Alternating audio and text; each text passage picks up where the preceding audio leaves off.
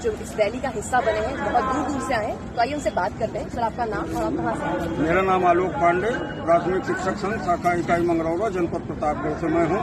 और हम लोग यहाँ पर एक सूत्रीय मांग लेकर आए हैं, तो 21 सूत्रीय मांग, लेकिन हमारी जो मुख्य मांग है वो है पुरानी पेंशन की। आज मोदी जी को 5 पेंशन मिल रही है, योगी जी को 6 पेंशन मिल रही है, लेकिन हम इनके नीचे कर्मचारी हैं।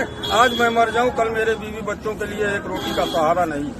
माननीय मोदी जी, माननीय योगी जी 70 साल का उदाहरण देते हैं। मैं आपके इस मंच के माध्यम से 76 साल का उदाहरण देने जा रहा हूँ। 70 साल में किसी पार्टी ने कर्मचारी और अधिकारी को इतनी तकलीफ नहीं पहुंचाई है जितनी पिछले 6 साल में मोदी और योगी ने पहुंचा दिया।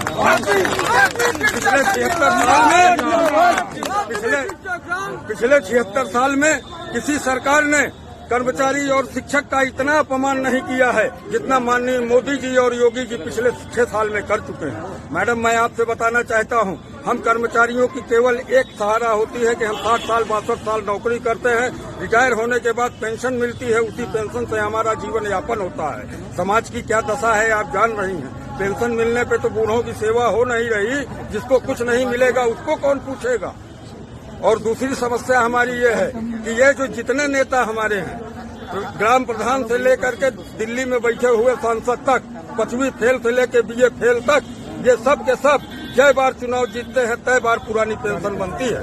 आज मोदी जी 3 बार मुख्यमंत्री रहे, 2 बार प्रधानमंत्री रहे, 5 पेंशन बन गई। योगी जी 5 बार सांसद रहे हैं, 5 पुरानी पेंशन ले रहे हैं, जिनके न आगे कोई है न पीछे कोई है। और हम 62 साल अपनी जिंदगी खपा दे रहे हैं और हमारे रिटायर होने पर 70,000 तनख्वाह पाकर रिटायर हो रहे हैं और अगले महीने पेंशन 2300 रुपया मिल रही है।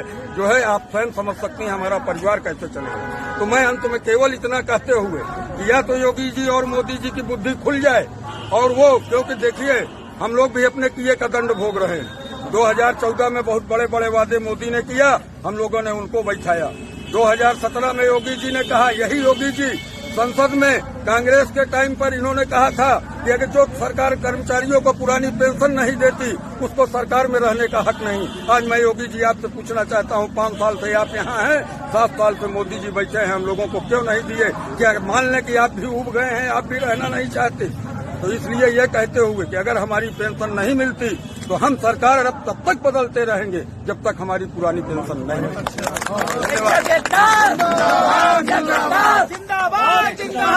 किसान सुप्रीम कोर्ट में फिर दायर। प्रधानमंत्री, मुख्यमंत्री, सांसद, विधायक, पार्षद, सरपंच सभी के पेंशन हो बंद।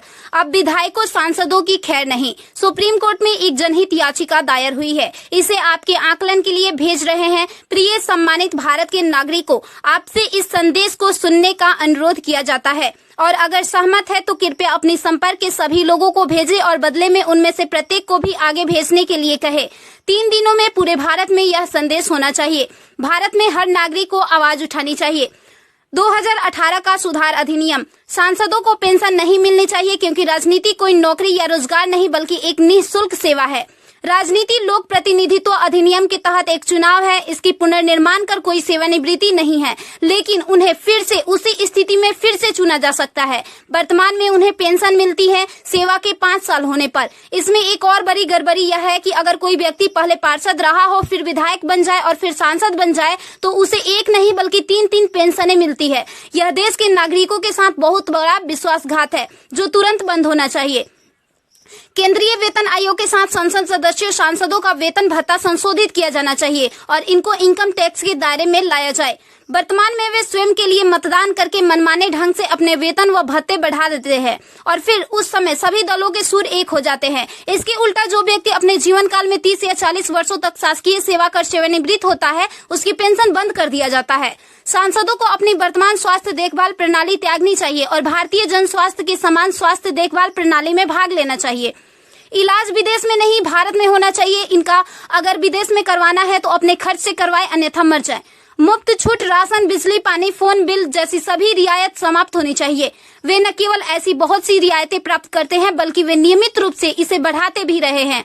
अपराधी नेताओं को चुनाव लड़ने से रोका जाए। संदिग्ध व्यक्तियों के साथ दंडित रिकॉर्ड, आपराधिक आरोप और दृढ़ संकल्प अतीत या वर्तमान को संसद से प्रतिबंधित किया जाना चाहिए। कार्यालय में राजनेताओं के कारण होने वाली वित्तीय हानि उनके परिवारों, नामांकित व्यक्तियों, संपत्तियों से वसूल की जानी चाहिए। सांसदों को भी सामान्य भारतीय लोगों पर लागू सभी कानूनों का समान रूप से पालन करना चाहिए। नागरिकों द्वारा एलपीजी गैस सब्सिडी का कोई समर्पण नहीं जब तक सांसदों और विधायकों को उपलब्ध सब्सिडी, संसद कैंटीन में सब्सिडी वाले भोजन सहित अन्य रियायतें वापस नहीं ले ली जाती।